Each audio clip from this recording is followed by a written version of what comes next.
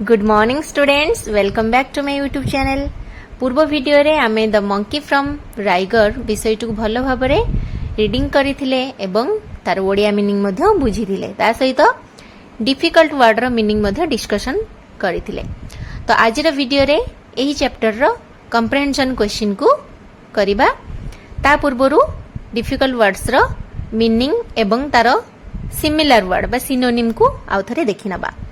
देखो first word meaning Riga. Riga रो माने होइची गोटे स्थान रो नाम बा name of a place. Rode means चढ़ी थिला। Past form of ride, ride रु रोड हेइची, बुझ परछ पिला माने। तापर अछि रिटर्न्ड, रिटर्न्ड मीन्स फेरिले, came back. Past form of return, return रो पास्ट फॉर्म होइची रिटर्न्ड। तापर राइड, राइड मीन्स आरोहण करिबा बा सीट ऑन, बुझेला पिला माने। तापर देखो इनसाइड, इनसाइड मीन्स आभ्यंतर बा इनर पार्ट। तापर देखो पिला माने स्माइल, स्माइल रो होइची synonym laugh and grin. Smile माने हसिबा, स्मित हास्य बा हस, बुझेला पिला माने। भलो भाबरे प्रैक्टिस करनबो। तापर हमें कंप्रिहेंशन क्वेश्चन देखिबा। एच रहिला तुमरा कंप्रिहेंशन क्वेश्चंस 1 रु 9 नंबर पर्यंत अछि। 1 नंबर क्वेश्चन देख, who are there in the poem. यही पोएम रे किए किए अछंती। A monkey and a tiger are there in the poem. यही पोएम रे गोटे मांकड़ एवं गोटे बाघ अछंती। Number 2, who rode on a tiger.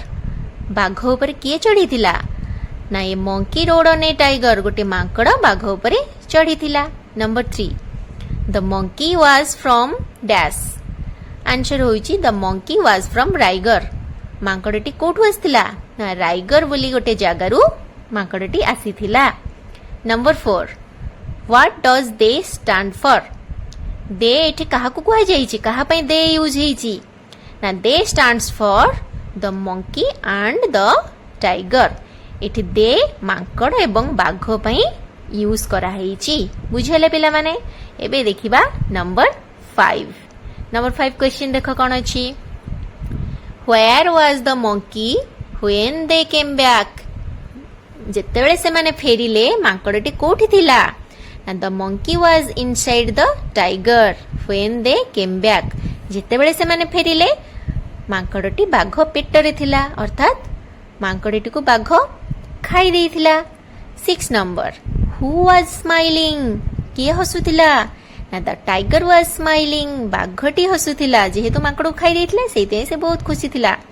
Number 7, why was the tiger smiling. बाघटी कोन पई हसुथिला ना the tiger was smiling because he had return from the ride with the monkey inside. जेते बेले से राइड रु फेरिला मांकड़ को ता पेट भीतर नेकी ही फेरिथिला, काहे ना ता खाई देइथिला सेते में से हसुथिला, बुझि पाछो पिला माने। Number 8, what is rigor. The name of a person और ए प्लेस।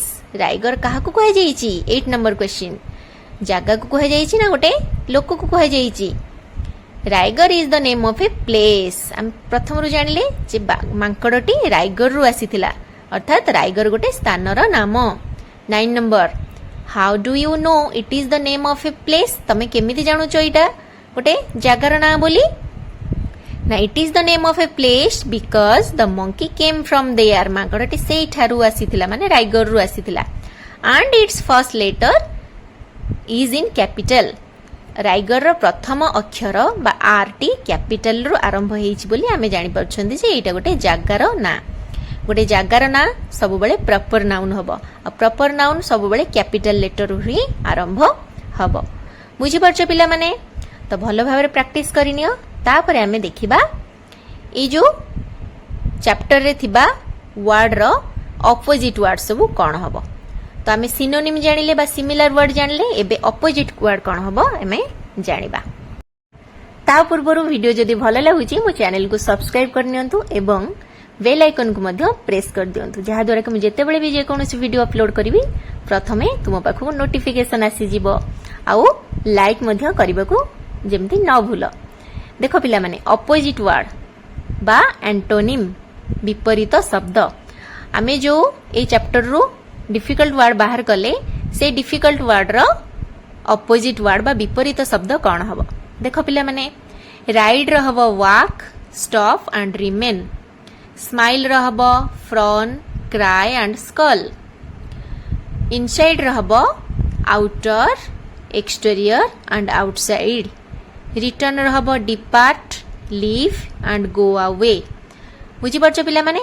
ପ୍ରଥମରୁ ଆମେ ଜାଣିଲେ ସିନୋନିମ୍ ବା ସିମିଲାର ୱାର୍ଡ ଏବଂ ଭିଡ଼ିଓ ଶେଷରେ ଆମେ ଜାଣିଲେ ଆଣ୍ଟୋନିମି ବା ଅପୋଜିଟ୍ ୱାର୍ଡ, ଯାହାର ଅର୍ଥ ବିପରୀତ ଶବ୍ଦ। ତ ଏହାକୁ ଭଲ ଭାବରେ ପ୍ରାକ୍ଟିସ୍ କରିବ। ପ୍ରଥମ ଚାପ୍ଟରରୁ ଏହାରି ଭିତରୁ ହିଁ କ୍ୱେଶ୍ଚିନ୍ ଆସିବ ନିହାତି ଭାବରେ। ପୁଣି ଥରେ କହି ରଖୁଛି, ଭିଡ଼ିଓ ଭଲ ଲାଗିଥିଲେ ଲାଇକ୍ କରିଦେବେ ଆଉ ମୋ ଚ୍ୟାନେଲକୁ ସବସ୍କ୍ରାଇବ୍ କରିଦେବେ। ପୁଣି ଦେଖା ହେବ ଆଉ ଗୋଟେ ଭିଡ଼ିଓରେ। Take care and bye bye.